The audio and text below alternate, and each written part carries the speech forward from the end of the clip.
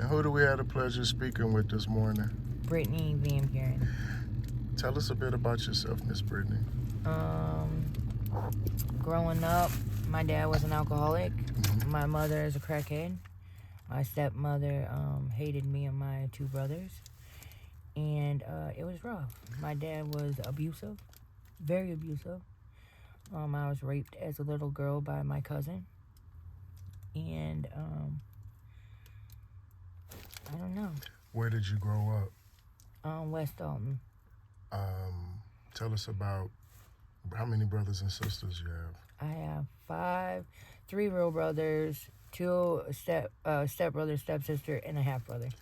What schools did you go to? Orchard Farm High School. Did you graduate? Absolutely. Where did life take you after graduation?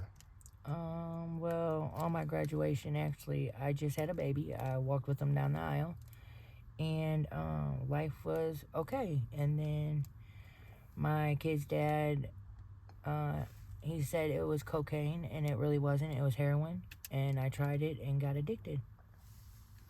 How old were you when you got introduced to those toxic substances? I was 20. And what did that lead to? A messed up life. Prostituting. I stole out of stores, which I don't do that no more. Prison. Close to death. How did serving time affect you? Did it make you better, or did it kind of worsen you and make you more bitter? I've been down 3 times, and the first time, it really didn't faze me, but the second and third time, it did. Like, I don't get in trouble no more. I don't have warrants. I don't do none of that stuff no more. I try to stay out of trouble. What was the difference with the third time that kind of was the last straw for you? I did 13 years flat. That's enough time to think about a lot of stuff. And how old are you? I am 34.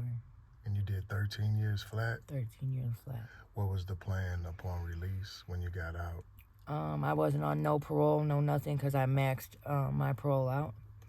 Because I don't like authority at all. I don't like people telling me what to do. You can ask me. So I maxed my time out, and when I got out, I just was with my kids for the longest time, then got back with my kid's dad and started using again. What's the longest you stayed clean? 4 years. Well, besides, like, my prison bits.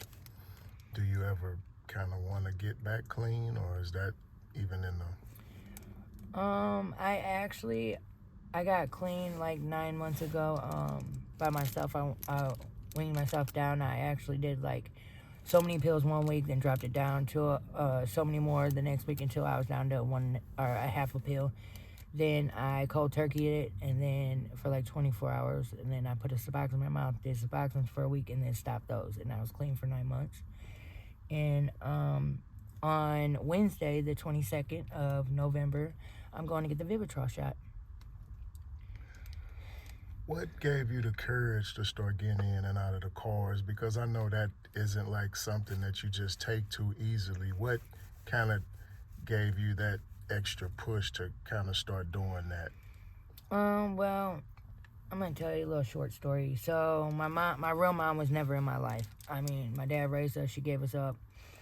And she only lived 15 minutes from us our whole life and never came and saw us. I always blame myself as a little girl. So on my 17th birthday, I went looking for her. The first thing that she said to me was, "Here's a crack pipe." I didn't know what a crack pipe was. I didn't know what crack was. My dad kept me very sheltered. I knew about alcohol and weed. So I'm like, I don't want that. I don't know what that is, whatever. She's like, "What, are you, the police? If you don't hit this, then get the fuck out. I don't want nothing to do with you." So this was your mom? This was my real Your mom. biological mom? Yes. So I hit the crack pipe. After that, my mom, I thought it was cool because I was hanging out with my mom for the first time, and I wanted to be with my mom. And then she started prostituting me out to the dope man. And then that's how I started prostituting. Jumping in and out of these cars, that was rough. Actually, I came over here with my second kid's dad, and we lived right across the street from the ZX gas station on Union with a whole bunch of other people. And this girl was doing it, and I just went out one day and did it with her, and I've been doing it ever since. What are the dangers that a young lady can face out here on the streets? Death. Just not even a month and a half ago, I got raped so bad that I had to get stitches inside my vagina and my butt. And now I'm pregnant. Is that not enough to deter you from to get off the streets, or like does it take more than that? No, absolutely. That's why I'm getting the Vivitrol shot this coming up Wednesday. And I don't know if this is the rapist baby or if it's my kid's father's baby. So I don't like abortions. I don't want to have an abortion. I love kids, but I can't deal with myself if it is the rapist baby. How many children do you have? This will be the 7th one. One's deceased, and the rest 5 are living. My stepmom has them, and my dad. And then this one's the 7th one. So, what's your relationship like with your kids? It's rough. I mean, my stepmom, like I said, she hated us as a kid. So she's got a lot of pull with my kids, so she kind of uses them against me.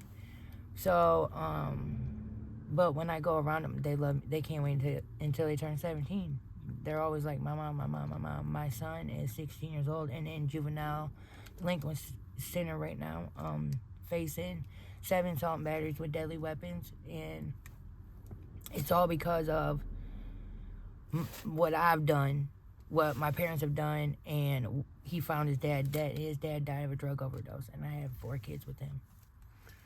And he found them.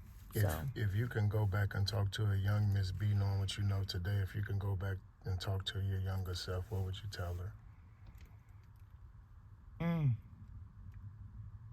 That's rough.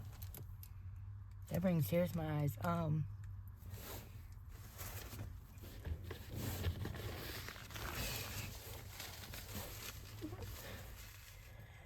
This ain't the life that you would want. I've been almost killed out here. I've been raped multiple times. This last one was just that just took the icing on the cake. It was the worst one. That's why I got marks all over my face right now. So, if I was talking to a young person, I do not advise you to do this. And do not do fentanyl, heroin. It's a monkey you can't get off your back. It's hard. What's your take on the human trafficking? Is it real? A lot of people act like it's a myth. It is so real. They are not lying when they talk about that. I promise you they're not. Have you seen a lot of girls come and go out here? Absolutely. A lot of girls disappear. A lot of them. They're just, Heather. Girl Heather right around the corner. She just died not even a couple months ago. Somebody went in there and beat her to death. What's the plan moving forward? Get clean. How many months are you? Well, this happened like a month and a half ago, so I'm just... In your first trimester? Yeah. Gotcha. So I'm still back and forth, like it's hard. We appreciate you spending time with us, Miss Heather. We thank you. And if there's any advice, any knowledge, any wisdom you want to share with us on the closeout, you can give it to us right now. I appreciate you guys. This is a good thing that you guys are doing this. Show this to all the young ladies, all the ladies, period. And please don't do this and take it very serious. If you are doing it, please stop, because it's not what you want to be. You're going to end up dead. We appreciate you. We thank you, and we wish you all the best. Thank you. You're welcome.